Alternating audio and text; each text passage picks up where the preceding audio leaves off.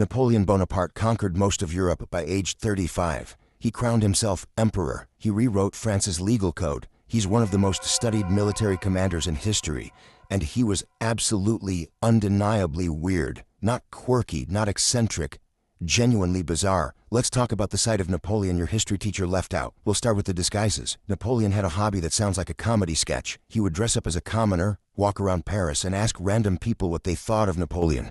Not as a joke, regularly. He'd put on plain clothes, sometimes a fake beard, and just wander the streets, eavesdropping and interviewing citizens about himself. What do you think of the emperor? He'd ask. People would tell him. Sometimes they praised Napoleon. Sometimes they complained. Sometimes they said he was a tyrant. Napoleon would stand there in disguise, listening to people insult him to his face. His guards hated this. It was a security nightmare, but Napoleon loved it. He believed it kept him connected to regular people. Historians call this bizarre and a massive security risk. Napoleon called it market research. Now let's talk about the pinching.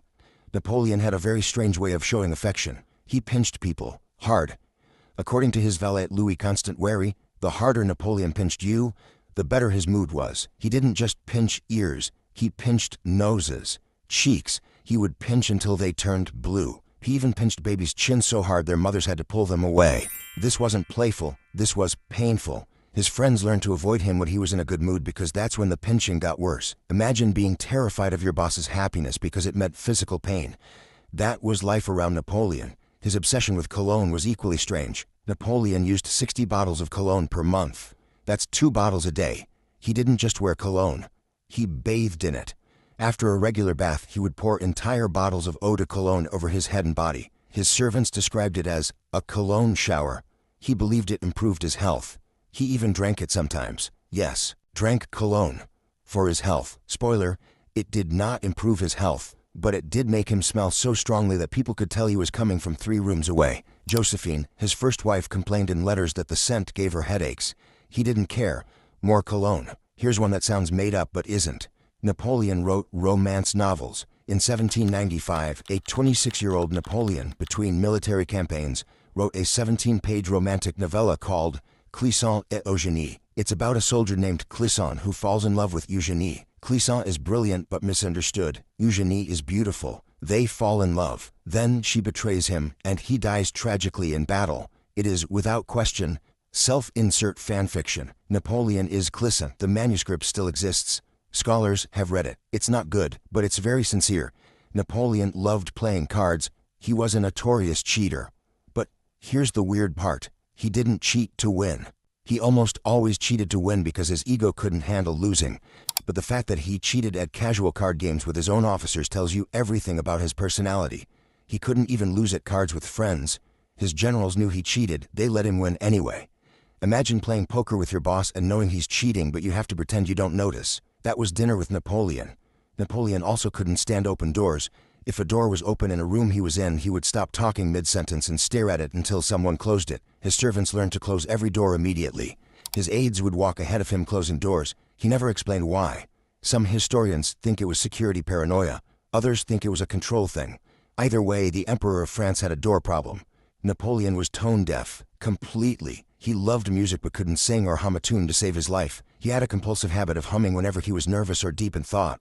But his humming was described as most unmusical. Witnesses said it was impossible to tell what tune he was actually trying to execute. He would hum constantly during meetings. Off-key. Random notes. His staff found it unbearable but couldn't tell him to stop. That was Napoleon's war room.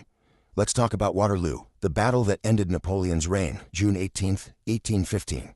Napoleon lost, and pain and painkillers likely delayed his start and clouded his judgment during the battle. This is documented. In the days before the battle, Napoleon was in severe pain from hemorrhoids. He couldn't sit on his horse properly. He couldn't ride around the battlefield like he normally did. He was given opium for the pain, which made him groggy and delayed his decision-making. One of history's most famous battles was decided, in part, by butt pain and prescription drugs. Napoleon also had zero patience for boring conversations. If he lost interest while you were talking, he would just walk away, mid-sentence. No warning, no apology. He'd simply turn and leave. Diplomats and advisors learned to get to the point immediately, or risk being abandoned while still speaking. Here's one that sounds like a joke, but is verified historical fact. In 1807, Napoleon's chief of staff organized a rabbit hunt to celebrate a treaty. Instead of catching wild rabbits, he accidentally bought thousands of domesticated rabbits. When they were released, the rabbits didn't run away. They thought it was feeding time. Thousands of tame bunnies charged at Napoleon, climbing his legs, swarming him. He had to retreat to his carriage in a panic while his officers tried to fight off an army of friendly rabbits. Napoleon also proposed to multiple women at the same time. In 1796, he sent marriage proposals to at least 3 different women in the same week. Serious proposals. His logic was efficiency. He needed a wife. He didn't care which one. Whoever replied first would be chosen. Josephine replied first. They married. She later said she only replied because she thought the proposal was so bizarre it had to be a joke. It wasn't. So yes, Napoleon was a military genius, but he was also just a person, a very strange person.